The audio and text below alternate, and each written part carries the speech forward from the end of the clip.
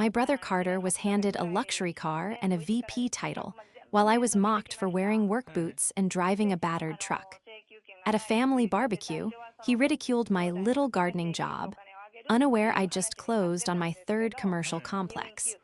He threw his drink in a rage, but Grandpa's dark laughter changed everything. This is where the story truly begins, and the secrets I've kept for a decade are about to come out in the most explosive way possible. Make sure you're subscribed so you don't miss the fallout. We're curious. Do you have a golden child in your family? Let us know in the comments. I was sitting in the waiting room of the urgent care clinic, the smell of antiseptic and stale coffee turning my stomach, when the text message came through. My hands were trembling, not from fear, but from a mixture of low blood sugar and the searing pain in my lower back. I had just spent 14 hours straight on a job site, overseeing the installation of a massive granite water feature for a tech campus downtown. And I had tweaked a muscle moving a sample slab that an incompetent intern had left in the walkway. I was covered in stone dust. My boots, once high-quality leather, were scuffed and coated in dried mud.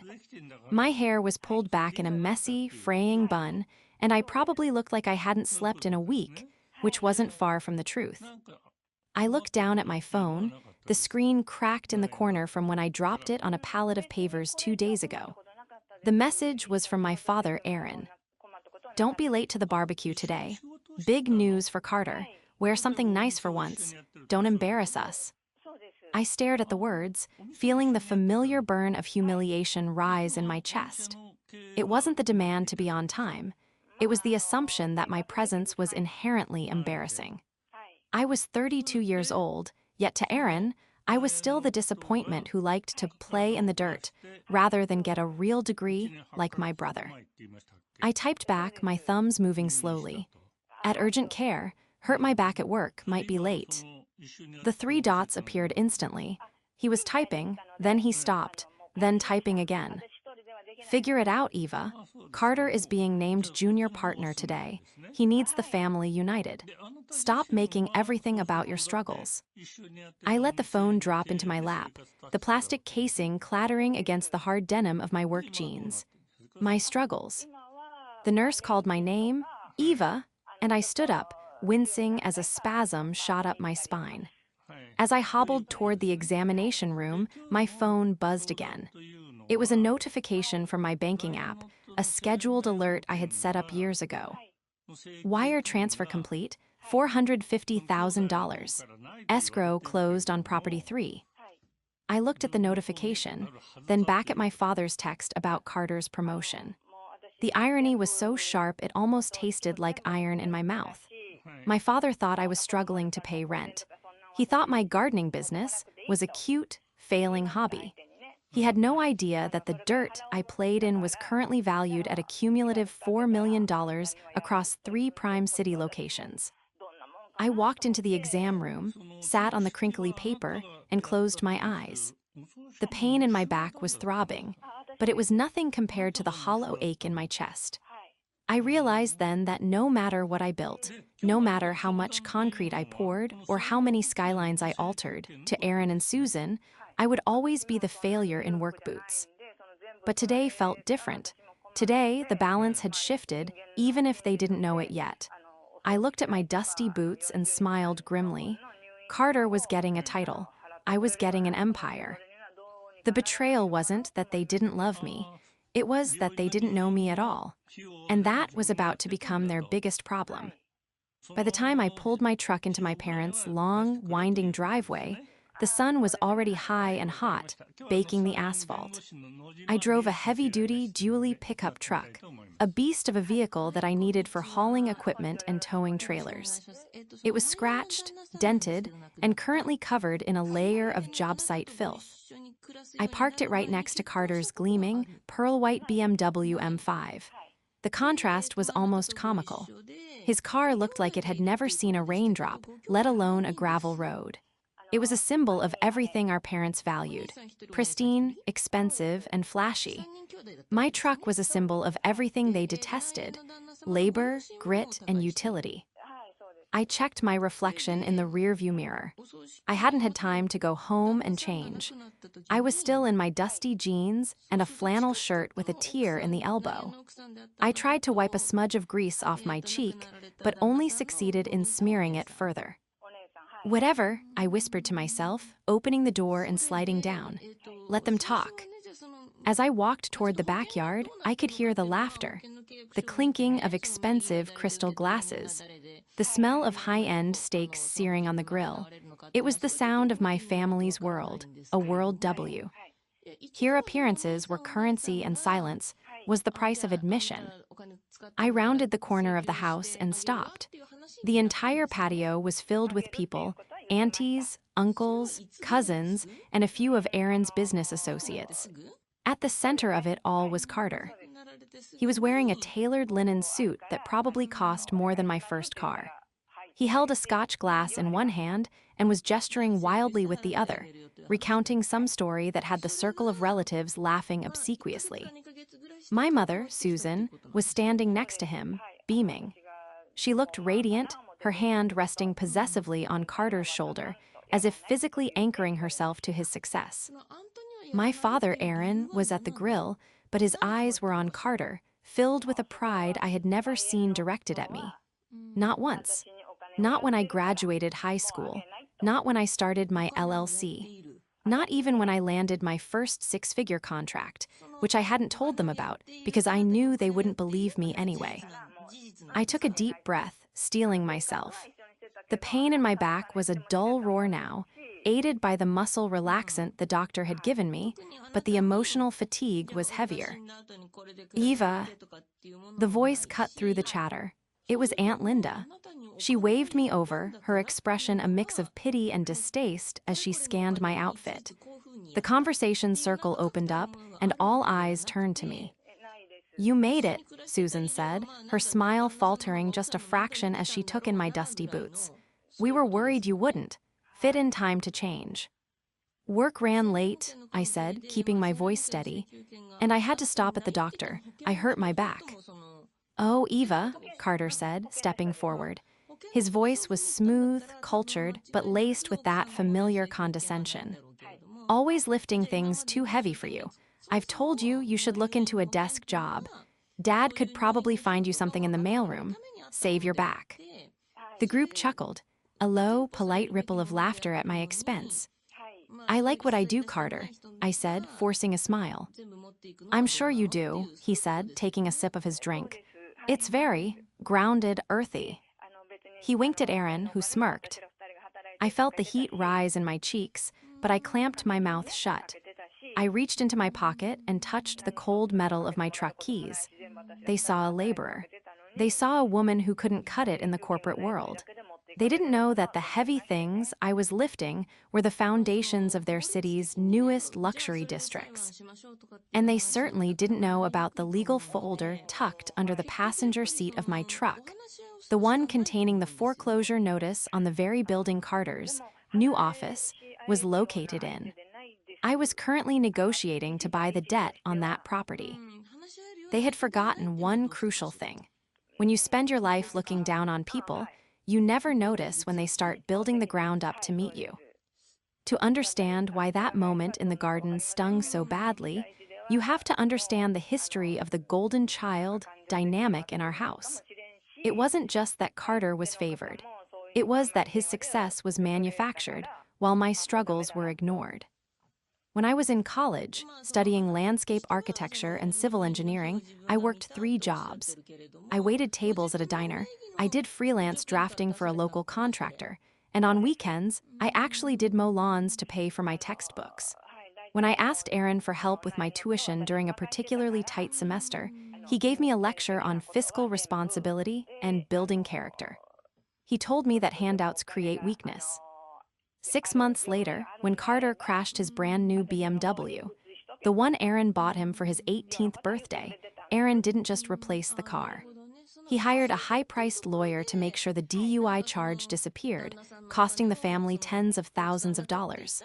When I pointed out the disparity, Susan cried. She told me I was being unsupportive and that Carter was going through a hard time.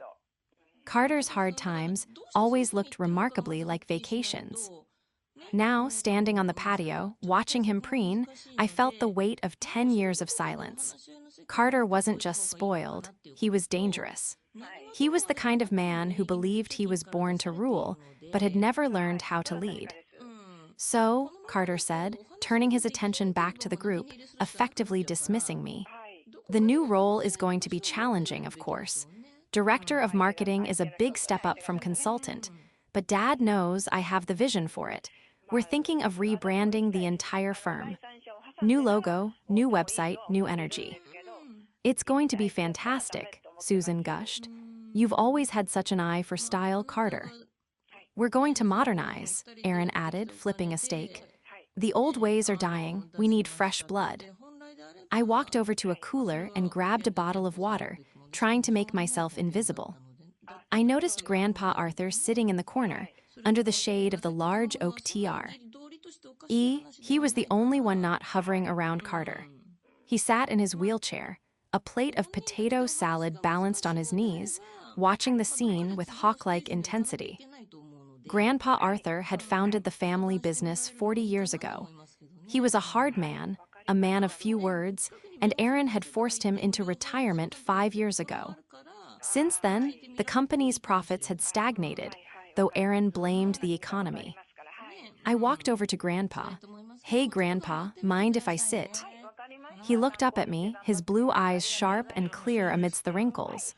He looked at my dusty boots, then up to my face. He didn't sneer. He didn't offer pity. He just nodded.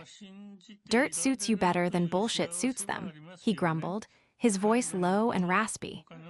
I stifled a laugh. Be nice. I'm old, he said. I don't have to be nice, I just have to be right. He gestured toward Carter with his fork. Look at him. Peacock. Doesn't know the difference between revenue and profit. Thinks a business card makes him a businessman. He's getting a promotion, I said neutrally. He's getting a title, Grandpa corrected. Aaron is giving him the reins to a horse that's already limping. They think I don't read the quarterly reports just because I don't come into the office anymore. This was news to me. I knew the company wasn't booming, but I didn't know it was struggling. Just then, Carter strolled over to us, his entourage of cousins trailing behind. He looked down at me, then at Grandpa. Grandpa, you look comfortable, Carter said, a smirk playing on his lips. Eva, didn't anyone tell you to wash up? You look like you just crawled out of a ditch. I came straight from a site, Carter, I said, keeping my voice calm. Right, the gardening, he laughed. He leaned in, lowering his voice conspiratorially, though loud enough for everyone to hear.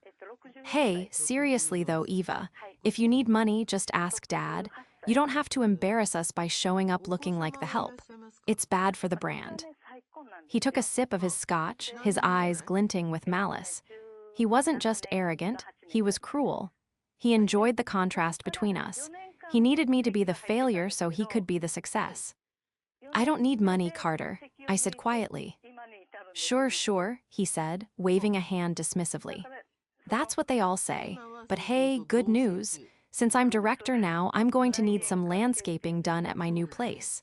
The condo Dad bought me downtown, the terrace needs work. I'll hire you. Friends and family discount. He looked around at the cousins, waiting for the laugh. It came right on cue. My grip tightened on the water bottle. The plastic crinkled loudly. He was talking about the Obsidian Tower condos. I knew them well. I had bid on the contract to redesign their lobby interior last month. I'm pretty booked up, Carter, I said. Booked with what? Trimming Mrs. Higgins' hedges? He laughed again, a sharp, barking sound. Come on, Eva, don't be proud, take the charity. That was the moment. The exact moment the dam began to crack. He wasn't just insulting me, he was trying to erase me. He was trying to reduce my decade of blood, sweat, and tears into a punchline for his ego. I looked at him, really looked at him. I saw the fear behind his eyes, the desperation to be adored, and I realized he was fragile. One tap and he would shatter. I'm not expensive because I'm proud, Carter, I said, my voice dropping an octave, becoming dead serious. I'm expensive because I'm the best. And frankly, you can't afford me. The silence that followed was instant. The cousins stopped laughing. Susan gasped from the nearby table. Carter's smile froze, his eyes narrowing into slits. "Excuse me," he hissed. Grandpa Arthur let out a soft, dry chuckle. "She told you, boy, check your wallet." Carter blinked, his face flushing a deep, blotchy red. For a second, I thought he might actually hit me. The air on the patio had turned thick and suffocating. "I can't afford you," Carter repeated, his voice rising in pitch. "I make more in a month than you make in a year, Eva. Don't delude yourself." Aaron stepped in then, sensing the tension. "All right, that's enough," he said, shooting a warning glare at me. "Eva, don't start trouble. Carter was just trying to be nice." Nice, I started to argue, but I stopped myself. There was no point. They had their narrative. I was the bitter, unsuccessful sister. Nothing I said right now would change that. I stood up, wincing slightly as my back protested. "I'm going to get some ice for my back," I said, and walked toward the house, leaving the silence hanging heavy behind me. As I entered the cool, air-conditioned kitchen, I leaned against the granite island and took a deep breath. My hands were shaking again, this time from adrenaline. I had poked the bear. I pulled out my phone. I had a missed call from my real estate attorney, David. I called him back immediately. "Eva," David's voice was crisp and professional. "We have a situation with the purchase of the debt on the commercial building downtown, the one at 405 West." My heart skipped a beat. 405 West was the building where my father's company and Carter's new office was located. It was a poorly kept secret in the local real estate circles that the building's owner was underwater and looking to liquidate assets quickly. I had been quietly positioning myself to buy the note from the bank for months. "What kind of situation?" I asked, keeping my voice low. "Another bidder sniffed around," David said, "but they backed out when they saw the structural reports. The foundation issues you identified, they scared everyone else off. The bank is ready to sign over the note to you. They just need the wire by Monday morning." I closed my eyes, a wave of relief washing over me.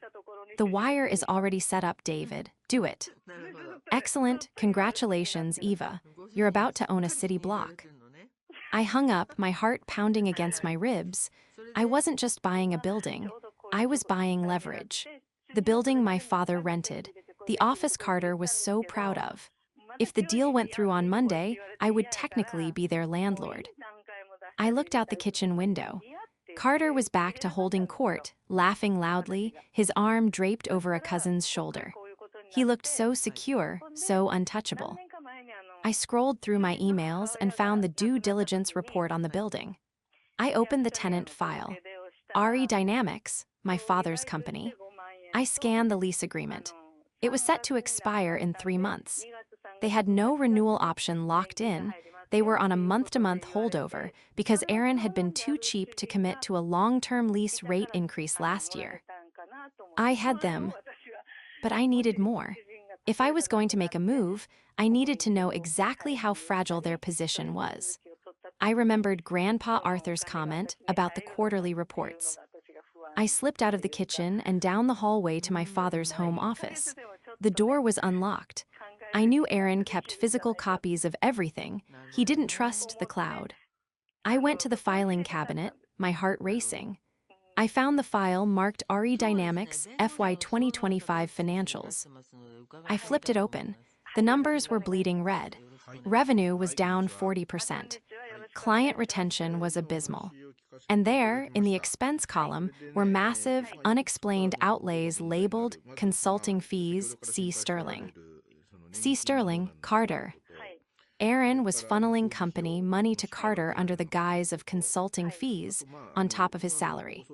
And looking at the cash flow, the company was barely making payroll. I snapped a picture of the document with my phone. "What are you doing?" I spun around. Susan was standing in the doorway, holding a tray of appetizers. Her face was pale. "Mom," I said, quickly sliding the file back into the drawer. "I was just looking for some aspirin." She walked into the room, setting the tray down on the desk with a clatter. In the filing cabinet, she looked at me, her eyes filled with a mix of fear and accusation. You're snooping, Eva. Why can't you just be happy for him? Happy for him? I whispered, the anger bubbling up. Mom, look at this. Dad is draining the company to pay Carter. They're losing money. Stop it, she hissed. You don't understand business, Eva. You dig holes for a living. Leave the finances to your father and brother. I own 3 properties, Mom, I blurted out. I manage a portfolio worth millions. I know how to read a balance sheet. Susan looked at me, her expression blank. She blinked once, twice. Then she shook her head, a sad, pitying smile forming on her lips. Oh, honey, she said softly. You don't have to lie to me. I know things are hard, but making up stories, it worries me. She didn't believe me. She literally could not conceive of a reality where I was successful. Come outside, she said, her voice firm again, and apologize to your brother. You upset him. I stared at her. The gaslighting was so complete, so absolute, it was almost impressive. Okay, I said, my voice cold. I'll come out. I didn't need her to believe me. I had the photos. I had the bank confirmation. And on Monday, I would have the deed. I walked back out to the patio. The sun was beginning to set, casting long shadows across the manicured lawn. The atmosphere had shifted. The party was winding down, and people were settling into their chairs for coffee and dessert. Carter was sitting at the head of the main table, looking like a king on his throne. Aaron was next to him, lighting a cigar. Ah, she returns, Carter announced as I approached. Found some ice, or were you crying in the bathroom? A few cousins snickered. I didn't sit down. I stood at the end of the table, my hands clasped behind my back to hide the tremor. Actually, Carter, I said, my voice projecting clearly across the yard. I was on the phone with my attorney. Aaron frowned, taking the cigar out of his M. Outh, attorney, what kind of trouble are you in now, Eva? No trouble, Dad, just closing a deal. Carter rolled his eyes. Buying a new lawnmower, did you need a payment plan? I'm buying the note on 405 West, I said. The silence was instant. It wasn't the polite silence from before. It was the silence of confusion. Aaron froze. What did you say? 405 West, I repeated, enunciating every syllable. The building where your office is located. The bank accepted my offer this morning. As of Monday, I'll be the new owner of the debt. Aaron laughed. It was a nervous, incredulous sound. That's a commercial building, Eva. It's worth millions. You can't even afford rent on a decent apartment.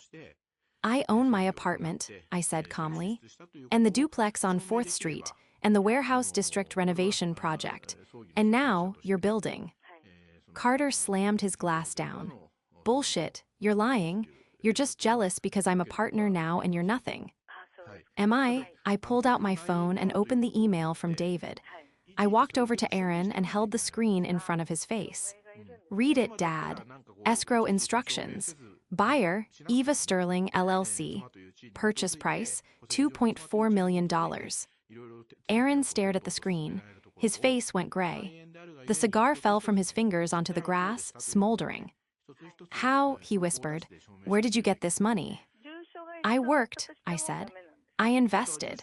I built my business while you were busy buying Carter BMWs and paying his legal fees. You can't do this, Carter stammered, standing up. He looked panicked. That's my building, my new office is there. It's a building with significant foundation issues, I said, looking directly at Carter. Which is why the previous owner was selling. Issues that, as the new landlord, I will need to address. Which means the building will likely be condemned for renovations for at least 6 months.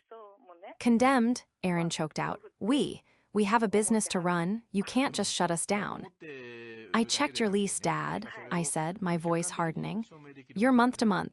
I can give you 30 days notice. And considering the structural liability, I might have to. You little witch, Susan screamed, jumping up from her chair. How could you? Your own family, you'd ruin your brother's big moment for this fantasy. It's not a fantasy, Mom. I yelled back, losing my cool for the first time. It's a legal contract, and it's not about ruining his moment. It's about the fact that you've been funneling company money into his pockets for years while the business circles the drain. I held up the phone again, showing the photo of the financial report. Consulting fees, Dad? Really? $15,000 a month to a brand consultant who doesn't even show up until noon. The guests were staring, mouths agape. The veneer of the perfect family was shattering in real time. That's internal company data, Carter shouted. You stole that, I'll sue you. Sue me with what money, Carter? I shot back.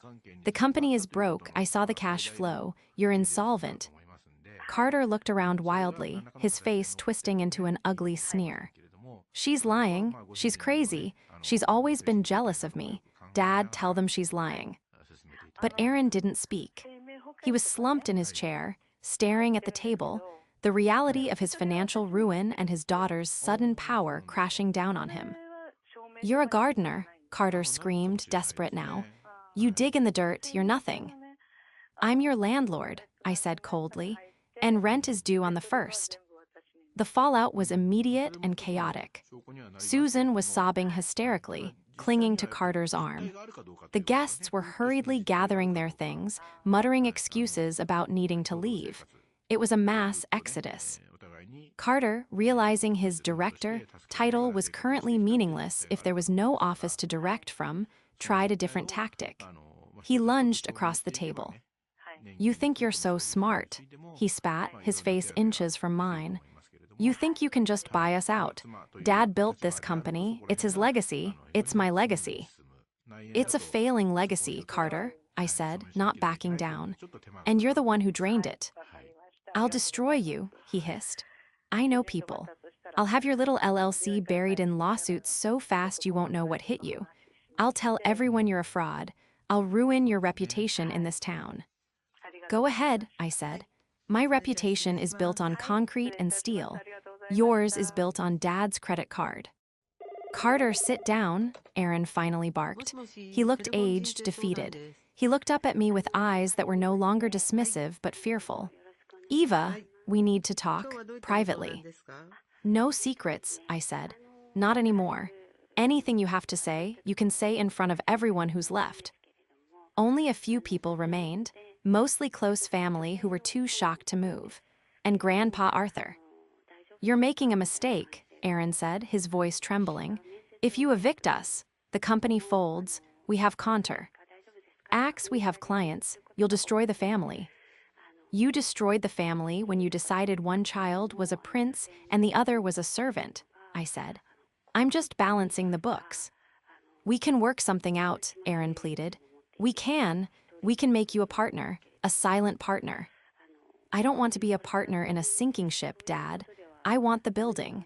I'm going to renovate it, fix the foundation, and turn it into high-end mixed-use retail. I have the blueprints already drawn up. You planned this, Susan wailed. You've been plotting against us. I was planning my business, I corrected. You just happened to be in the way. Carter, seeing his father crumble, lost it completely. I'm not leaving. That's my office. I have my things there. I have. He stopped, his eyes darting side to side. I caught the look. Panic, real panic. What do you have there, Carter? I asked, my intuition flaring. What's in the office that you're so afraid of me finding? Nothing, he shouted too quickly. Just personal effects. I looked at him and suddenly pieces started to click. The consulting fees, the debt, the desperation. You're hiding something else, I said slowly. It's not just the salary, is it? What else have you been doing with the company accounts? Shut up, Carter grabbed his empty glass and hurled it. It shattered against the stone patio pavers near my feet, shards of crystal exploding outward. Carter, Susan shrieked. She's a liar, Carter screamed, his veins bulging in his neck. She's trying to steal everything from me. I'm the heir, me. He was unraveling. The polished, golden boy was gone, replaced by a frightened, violent child. I'm calling the police, Aunt Linda whispered from the corner, clutching her purse. No police, Aaron shouted. We handle this as a family. Family, I laughed, a bitter, sharp sound. Now we're family, when you need me to save you from him. I pointed at Carter. He's not protecting the company, Dad. He's protecting himself. I'm going to audit the building's books the moment I take possession. Every invoice, every expense. Carter turned white. You can't, tenant privacy. Not if I suspect criminal activity on my property, I said. And I suspect plenty. That was the nail in the coffin. Carter looked at Aaron, pleading silently. But Aaron was staring at his son, seeing the fear, the guilt, the sheer terror in his eyes. And for the first time, Aaron looked like he was actually seeing Carter. Carter, Aaron said slowly, what did you do? Nothing, Carter sobbed. I borrowed some against the future receivables to pay off the cards. I was going to put it back. Borrowed against receivables? Aaron stood up, his face turning purple. You leveraged the client contracts. That's embezzlement, Carter. That's fraud. I had to, Carter cried. The gambling, the guys were going to break my legs. The silence that fell over the patio was heavy enough to crush bone. Gambling debts, embezzlement. The golden child wasn't just a failure, he was a criminal. And then from the corner, a dry, raspy laugh cut through the air. Grandpa Arthur's laugh was low at first, a rattling sound in his chest, before it grew into a full, barking guffaw that echoed across the silent patio. He slapped his knee, tears of mirth gathering in his eyes. Finally, Grandpa wheezed. The truth comes out. I've been waiting 5 years for this moment. Everyone turned to him. Carter was sobbing into his hands. Susan was frozen in shock. Aaron looked like he'd been punched in the gut. Dad, Aaron whispered, you find this funny. Funny, Grandpa wheeled himself forward, his face suddenly serious, the laughter vanishing as quickly as it had come. I find it inevitable, Aaron. You built a house of cards on a foundation of sand, and you're surprised it collapsed. I told you not to hand him the keys. I told you the boy had no spine. He turned his sharp blue eyes on Carter. Gambling debts, leveraging contracts. You're not a businessman, son. You're a liability. I can fix it, Carter blubbered. I just need a loan. Grandpa, you have money. You can help me. Help you? Grandpa scoffed. I wouldn't give you a dime to buy a gumball. You think I didn't know? You think I'm just a senile old man in the corner. He reached into the side pocket of his wheelchair and pulled out a thick, folded document. He tossed it onto the table. It landed with a heavy thwack. That, Grandpa said, pointing a gnarled finger at the document, is the trust amendment I signed 6 months ago. The one where I removed you, Carter, and you, Aaron, as the beneficiaries of my estate. Aaron gasped, "What, Dad, you can't, the company, the legacy." "The company is dead," Grandpa said bluntly. "You killed it, and the legacy is sitting right there." He pointed at me. "Eva," Susan whispered. "She's the only one of you wit." "Any sense?" Grandpa said, looking at me with a mixture of pride and something softer. "She didn't ask for handouts. She didn't whine. She built something real. While you were playing pretend executive, she was out there pouring concrete." He looked back at Aaron. "I've been watching her, Aaron. I know about the properties. I know about the LLC. I even know about the time she paid for your anniversary dinner anonymously because your credit card was declined and you didn't want Susan to know." My eyes widened. I hadn't known he knew that. "Eva is the beneficiary," Grandpa announced. "Everything. The remaining stocks, the land in the county, the personal accounts. It all goes to her." "No," Carter screamed, lunging for the document. "That's mine. It's not fair." Grandpa slammed his hand down on the table, faster than I thought possible, pinning the document. "Fair? You want fair? Fair is working for what you get. Fair is consequences." He looked at me. "Eva, you own the debt on the building." "Yes, Grandpa," I said, my voice steady. "Good," he nodded. "Foreclose on them, evict them, burn it down if you have to, but don't you dare bail them out. That's my only condition." I looked at my father. He wasn't looking at me. He was looking at the ground, a broken man. The illusion of his perfect son and his successful business had been stripped away in the span of 10 minutes. "It's over, Dad," I said softly. "The enabling stops today." Carter was hyperventilating now, realizing his safety net was gone. But what am I going to do? The debts, the guys. "I suggest you start looking for a job," Grandpa said. "I hear there's good money in digging ditches. Eva might even hire you, if you're qualified." The irony hung in the air, heavy and sweet. "I won't hire him," I said. "He's a liability." And with those words, I finally, truly cut the cord. The next few months were a blur of legal proceedings and logistical nightmares. But for the first time in my life, I wasn't navigating them alone. Grandpa Arthur was by my side, figuratively, and often literally, rolling into meetings with my lawyers to offer his unsolicited but often brilliant advice. I served the eviction notice on RE Dynamics the following Monday. Aaron tried to fight it for a week, then gave up when the forensic accountants confirmed the embezzlement. The company filed for bankruptcy a month later. Carter's fall was less graceful. Without the company's salary and the consulting fees, his debts caught up with him fast. The BMW was repossessed. His condo went into foreclosure. Last I heard, he was living in Susan's sewing room, working part-time at a car wash and dodging calls from collection agencies. He tried to reach out to me once, asking for a small loan to get back on his feet. I blocked the number. Aaron and Susan are adjusting. Susan still cries a lot, mourning the image of the family she thought she had. Aaron is quiet.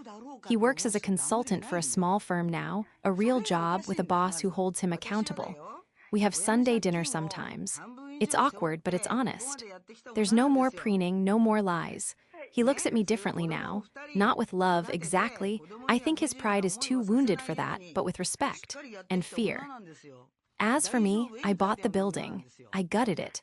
I reinforced the foundation, stripped the rot, and rebuilt it from the ground up. I'm standing in the penthouse suite right now, my new office. The floor-to-ceiling windows overlook the city skyline that I helped shape. The sign on the door says Sterling Development Group.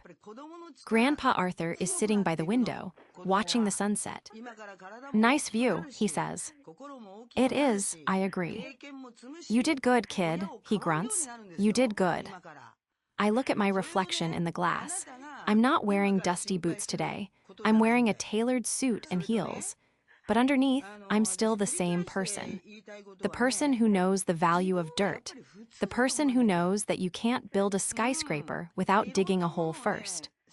I turned away from the window and smiled. "Ready for dinner, Grandpa? I'm buying." He chuckled. "You better be, you're the rich one now." And for the first time in my life, I didn't feel the need to correct him. I just laughed, pushed his wheelchair toward the elevator, and went to enjoy the life I had built, brick by brick.